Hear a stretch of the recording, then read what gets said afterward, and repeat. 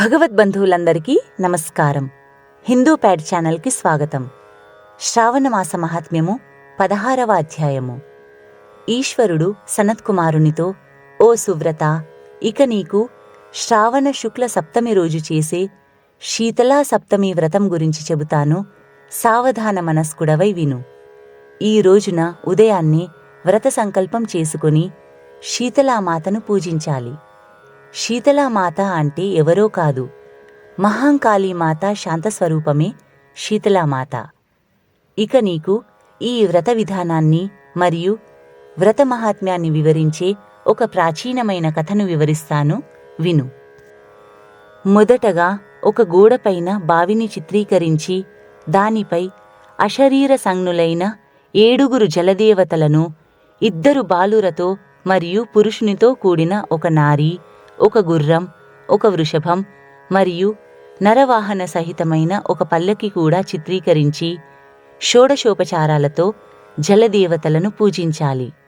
ఈ వ్రతంలో దోసకాయ మరియు దద్యోతనం నైవేద్యంగా సమర్పించి నైవేద్యాన్ని బ్రాహ్మణులకు వాయనమివ్వాలి.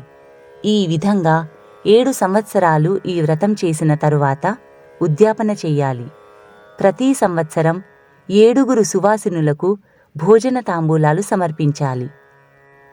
జలదేవతల ప్రతిమలను ఒక సువర్ణ పాత్రలో ఉంచి ముందు రోజు సాయంత్రమే పూజించాలి. ప్రాతకాలాన గ్రహయజ్ఞం చేసి చరుహోమం చెయ్యాలి. ఎవరైతే ముందుగా ఈ వ్రతాన్ని చేశారో వారికి ఏ ఫలప్రాప్తి లభించిందో వివరిస్తాను, విను. సౌరాష్ట్ర దేశంలో శోభన్ అనే నగరంలో ధర్మపరాయణుడైన ఒక ధనిక వ్యాపారి నివసించేవాడు. అతడు జలరహితమైన ఒక నిర్జనవనంలో చాలా ధనం ఖర్చు పెట్టి మెట్లుగల ఒక దృఢమైన బావిని మనుషులకు మరియు జంతువులకు కూడా ఉపయోగపడే విధంగా నిర్మించాడు. ఆ బావికి చుట్టుప్రక్కల బాటసారులకు అనుకూలంగా ఉండేందుకు, విశ్రాంతి తీసుకునేందుకు అనేక రకాల చెట్లను నాటించి మంచి ఉద్యానవనాన్ని అభివృద్ధి చేశాడు. కాని ఆ బావిలో నీటి ఊట మాత్రం రాలేదు. ఒక్క నీటి బిందువు కూడా ఊరలేదు. ఇది చూసి ఆ ధనికుడు, నా ధనమంతా వృధా అయిపోయింది అంటూ విచారించసాగాడు. అలా ఆలోచిస్తూ అక్కడే నిద్రపోయాడు. అప్పుడు జలదేవతలు అతనికి స్వప్నంలో కనిపించి, బావిలో నీరు ఊరే ఉపాయం గురించి చెబుతున్నాము, విను. నీ మనుమడిని మాకు బలిగా సమర్పిస్తే బావిలో నీరు పుష్కలంగా ఊరుతుంది అని అన్నారు. ఆ ధనికుడు తనకు జలదేవతలు స్వప్నంలో తెలిపిన విషయాన్ని తన కుమారునికి చెప్పాడు. అతని కుమారుడైన ద్రవిణుడు కూడా ధర్మపరాయణ వ్యక్తి. అతడు తన తండ్రితో, నాన్నా, నేను మీ కుమారుణ్ణి. ఇది ధర్మ సంబంధమైన కార్యం కాబట్టి ఎక్కువగా విచారించకండి. మానవ బంధాలన్నీ తృణప్రాయమే. ధర్మం మాత్రమే శాశ్వతమైనది. అల్పవ్యయంతో అధిక పుణ్యం లభించడం దుర్లభం కదా. కావున నా 2 కుమారులు శీతాంశుడు మరియు చన్నాంశుడులలో జ్యేష్ఠపుత్రుడైన శీతాంశుణ్ణి ఎక్కువగా విచారించకుండా బలిగా సమర్పించండి. కాని మన ఇంట్లోని స్త్రీలకు ఈ విషయం గురించి తెలియకూడదు. ఇప్పుడు నా భార్య గర్భవతి. ప్రసవం కోసం ఆమె వాళ్ళ పుట్టింటికి వెళ్ళినప్పుడు కనిష్టపుత్రుడు చన్నాంశుణ్ణి ఆమెతో పంపించి జ్యేష్ఠపుత్రుణ్ణి బలిగా సమర్పించండి అని అన్నాడు. ఈ మాటలు విని తండ్రి చాలా ప్రసన్నుడై, నీలాంటి పుత్రుడికి తండ్రి అయినందుకు ధన్యుడనయ్యాను అని అన్నాడు. కొంతకాలం తరువాత ద్రవిణుడి భార్య సుశీల ప్రసవకాలం సమీపించడంతో తన పుట్టింటికి బయలుదేరింది. అప్పుడు ద్రవిణుడు తన భార్యతో, ఈ జ్యేష్ఠకుమారుడు మాతోనే ఉంటాడు. నీవు కనిష్ట కుమారుడు చన్నాంశుణ్ణి మాత్రమే తీసుకొని వెళ్ళు అని అనడంతో ఆమె భర్త ఆదేశాన్ని పాటించింది.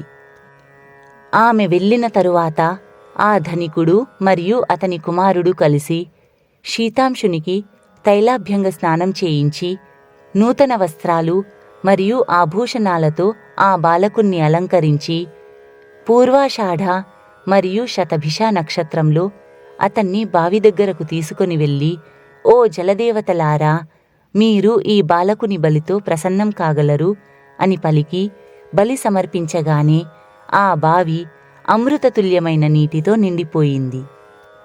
పుష్కలమైన జలరాశితో నిండిపోయిన ఆ బావిని చూసి తండ్రి కొడుకులిద్దరూ శోకము మరియు సంతోషము రెండూ కలగలిసిన హృదయంతో ఇంటికి వచ్చారు. కొంతకాలానికి సుశీలకు 3వ కుమారుడు జన్మించాడు. 3 నెలల తరువాత సుశీల తన ఇంటికి రావడానికి బయలుదేరింది. మార్గమధ్యంలో తన మామగారు నిర్మించిన బావిని పుష్కలమైన జలరాశితో చూసి మా మామగారి శ్రమ సఫలమైంది అని చాలా సంతోషపడింది. ఆ రోజున శ్రావణ శుక్ల సప్తమి కావున సుశీల శీతలా సప్తమి వ్రతం చేస్తుంది.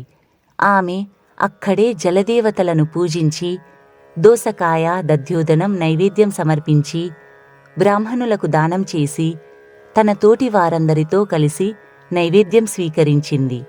అక్కడి నుండి సుశీల నగరం 1 యోజన దూరంలో ఉంది. సుశీల తన 2 పుత్రులతో పల్లకిలో తన ఇంటికి వెళ్ళడానికి బయలుదేరింది. జలదేవతలు ఆమె భక్తికి ప్రసన్నులై సుశీల జ్యేష్ఠపుత్రుడైన శీతాంశుణ్ణి ఆమెకు తిరిగి ఇచ్చివేయాలని నిర్ణయించి ఆ బాలకుణ్ణి బావిలోంచి బయటకు తీయగానే ఆ బాలుడు అమ్మా అమ్మా అంటూ తల్లి దగ్గరకు వెళ్ళాడు. సుశీల తన కుమారుణ్ణి అక్కడ బావి దగ్గర చూసి ఆశ్చర్యపడి ఇప్పుడు బాలుణ్ణి ఏమి అడిగినా కూడా అతడు భయపడతాడు అని ఆలోచించి బాలుణ్ణి తన ఒడిలో కూర్చోబెట్టుకొని ఇంటికి వెళ్ళడానికి బయలుదేరింది. మార్గమధ్యంలో సుశీల శీతాంశుని గురించి ఆలోచిస్తూ ఒకవేళ ఈ బాలుణ్ణి దొంగలు అపహరించి ఉంటే బాలుడు ఇంకా ఆభూషణాలతో అలంకరింపబడి ఉండేవాడు కాదు కదా, పిశాచమెత్తుకొని వెళ్ళి ఉంటే ఇలా క్షేమంగా ఎలా ఉంటాడు అని పలు విధాలా ఆలోచించసాగింది. కొంత సమయానికి తన ఇంటికి చేరుకుంది.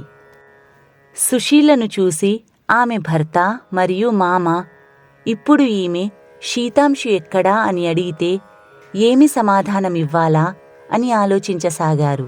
కాని సుశీల తన 3 పుత్రులతో ఇంట్లోకి ప్రవేశించడం చూసి ఆమె భర్త మరియు మామ సంభ్రమాశ్చర్యాలకు లోనయ్యారు.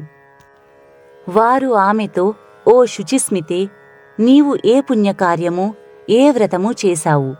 ఓ భామిని, నీవు పతివ్రతవు, పుణ్యవతివి.